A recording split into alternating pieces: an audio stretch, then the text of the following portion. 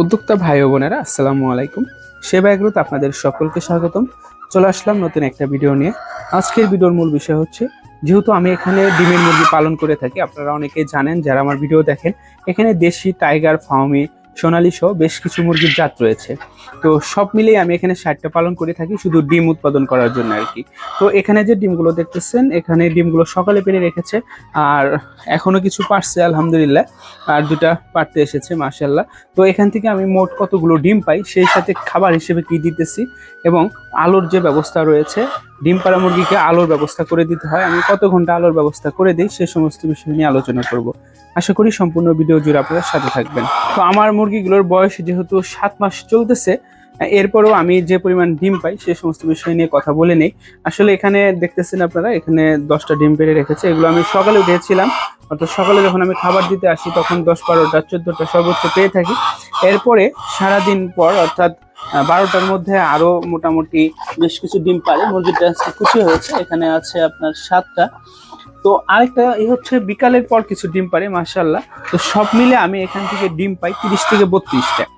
এবার কথা হচ্ছে, এই 60টা মুরগি থেকে আমি কেন 30টা থেকে 32টা ডিম পাই, সেই বিষয়টা ক্লিয়ার করি আপনাদের মাঝে। আসলে এখানে কিছু মুরগি রয়েছে যেগুলোর বয়স 7 মাস হয়নি, কিছুটা কম রয়েছে বয়সের দিক চিন্তা করলে। তো আসলে ফুল প্রোডাকশন এখনো শুরু হয়নি। তারপরেও মাশাআল্লাহ থেকে আমি 30 থেকে 35টা ডিম পাই। এরপরেও ভালো লাগে আলহামদুলিল্লাহ। আর এখানে কিন্তু কোনো রকম মুরগ নেই। একটা কথা আপনাদেরকে বলি, এই বিষয় নিয়ে আমি অলরেডি আপনাদের মাঝে একটা ভিডিও দেবো।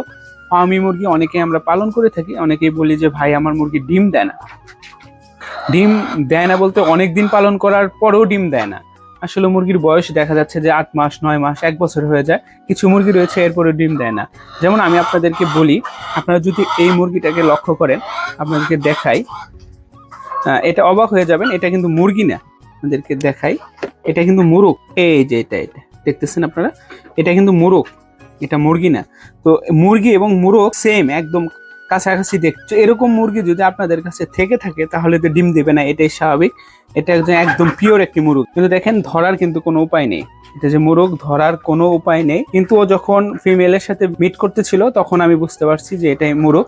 তো এরকম মুরগি যদি আপনার ওখানে থাকে তাহলে সাবধান, এবং আপনারা খেয়াল রাখবেন লেজ এরকম উঁচা কিনা, এবং যে আপনারা যদি লক্ষ্য করেন কানের যে লতিগুলো রয়েছে সেগুলো কিন্তু মুরগের মতোই, কিন্তু শরীর স্বাস্থ্য দেখে মনে হয় যে মুরগি। তো এই জিনিসটা আপনারা অবশ্যই খেয়াল রাখবেন। তো মাশাআল্লাহ, লক্ষ্য করলে দেখবেন অলরেডি ডিম পাড়তে চলে গেছে। এখানে যে কয়েকটা মুরগি রয়েছে সবগুলোই ডিম পারবে ইনশাআল্লাহ আজকে, অর্থাৎ বিকালের ভিতরে সবগুলো ডিম পেড়ে রেখে দেয়। অলরেডি একটা বসে পড়েছে ডিম পাড়তে। তো আপনারা যেটা করবেন, লাইটটা একটু বাড়িয়ে দেওয়ার চেষ্টা করবেন, অর্থাৎ সকাল থেকে একদম রাত 9টা পর্যন্ত লাইট দেওয়ার চেষ্টা করবেন। বিশেষ করে যারা ডিমের মুরগি পালন করেন তাদের জন্য বলতেছি। কারণ আলোর সাথে পর্যাপ্ত আলো যদি আপনারা দিতে পারেন, ভালো মানের খাবার দিতে পারেন, তাহলে খুব দ্রুত আপনারা ডিমের প্রোডাকশন পাবেন এবং ফুল প্রোডাকশনে আসবে মুরগিগুলো। এরপরেও নানা বিষয়ে কারণ থাকে মুরগি ডিম না পারার, এই বিষয়গুলো নিয়ে আমার চ্যানেলে ভিডিও দেওয়া আছে, আপনারা চাইলে সেই ভিডিও অবশ্যই দেখে আসতে পারেন। আপনারা যদি মুরগিকে অতিরিক্ত অ্যান্টিবায়োটিক ব্যবহার করে থাকেন, সেক্ষেত্রে কিন্তু ডিম পাড়া দেখবেন কমিয়ে যাবে। তো অ্যান্টিবায়োটিক ব্যবহার করার বিরত থাকার চেষ্টা করবেন, একদম যেটা না হলে নয়। সর্বশেষ অতিরিক্ত ঠান্ডা লেগে গেলে মুরগিকে, সেক্ষেত্রে আপনারা অ্যান্টিবায়োটিক ব্যবহার করবেন। এর পূর্বে আপনারা কখনো অ্যান্টিবায়োটিক ব্যবহার করবেন না। আলহামদুলিল্লাহ, মোটামুটি আমার এখানে যে কয়েকটা মুরগি রয়েছে, প্রতিদিন 6 কেজির উপর খাদ্য খরচ যায় আমার। তো 6 থেকে 7 কেজি খাবার দিয়ে থাকি আমি আলাদা ওজন করে রেখে দেই। এখন অনেকে হয়তো বা বলবেন যে খাবারটা কিভাবে দেবো, আমাকে অনেক প্রশ্ন করে থাকেন। আসলে আপনার যে কয়েকটা মুরগি থাকবে 100 গ্রাম হারে খাবারটা আপনার আলাদা করে রাখবেন, এবং এরপরে আপনারা 3 থেকে 4 ভাগে ভাগ করে 3 বার অথবা 4 বারে আপনারা দিয়ে দেবেন খাবারগুলো। খাবার অতিরিক্ত দেওয়া যাবে না, আবার একদম কম দিলেও হবে না। 100 গ্রাম হারে আপনারা খাবার দিয়ে যাবেন সর্বনিম্ন। 9টার দিকে যদি আপনারা লাইট অফ করে ফেলেন, সেক্ষেত্রে আপনারা 1 ঘন্টা আগে খাবার দিয়ে তারপর রাত্রেবেলা আপনারা লাইট অফ করে দেবেন। আর আপনাদের মাঝে আমি 60টা মুরগি পালন করতে 0 থেকে একদম 6 মাস পর্যন্ত কত টাকা খরচ যায় সে বিষয় নিয়ে খুব শীঘ্রই একটা ভিডিও দেবো আপনাদের মাঝে। আর কি বিষয়ের উপর আপনারা ভিডিও চাচ্ছেন বা কোন বিষয়ের উপর চাচ্ছেন কমেন্ট করে জানাবেন। অনেক ভাইয়ারা আছেন অনেক দূর থেকে আমার ভিডিও দেখেন, তো ভালো লাগে। আর অবশ্যই আপনারা কমেন্ট বক্সে জানিয়ে যাবেন যে কে কই থেকে ভিডিওগুলো দেখতেছেন আর কোন বিষয়ের উপর আপনারা ভিডিও চাচ্ছেন, সেইভাবে আমি ভিডিও দেওয়ার চেষ্টা করবো ইনশাআল্লাহ। খাবারের কথা যেহেতু বলেছিলাম, খাবার হিসেবে কিন্তু আমি লেয়ার অন যে ফিট আছে সেই ফিটটা কিন্তু দিয়ে থাকি। এতে করে দেখা যাচ্ছে ডিমের প্রোডাকশন ভালো পাওয়া যায় এবং মুরগি সুস্থ সবল থাকে। আপনারা যখন আবদ্ধভাবে মুরগি মুরগি পালন করবেন তখন কখনোই খাদ্য খরচ কমাতে যাবেন না। আমি এখানে আপনারা যদি লক্ষ্য করে দেখেন তাহলে দেখবেন আমি কিন্তু এখানে বাউন্ডারি করে রেখেছি মাশাআল্লাহ। মুরগিগুলো মাঝে মাঝে ছেড়ে দেয়, এতে করে আমার খাদ্য খরচটা কম যায়। এখন কম যায় বলতে খাবার যে কম দিতে হয় বিষয়টা এটা না, ওরাই নিজেরাই কম খায়।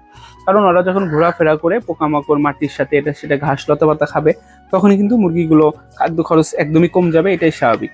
তো ন্যাচারাল ফিড দিয়ে যদি আপনারা মুরগি পালন করতে পারেন তাহলে তো মাশাআল্লাহ আরো ভালো। ভিডিও করতে গেলে অথবা ভিডিওতে অনেক কথা বলি আপনাদের মাঝে, হয়তোবা কোনো ভুল হতে পারে কথায়, একটু ক্ষমার দৃষ্টিতে দেখে নেবেন। আর এখনো যারা আমার চ্যানেলটা সাবস্ক্রাইব করেনি প্লিজ সাবস্ক্রাইব করে দেবেন। ভালো থাকবেন সবাই, আসসালামু আলাইকুম।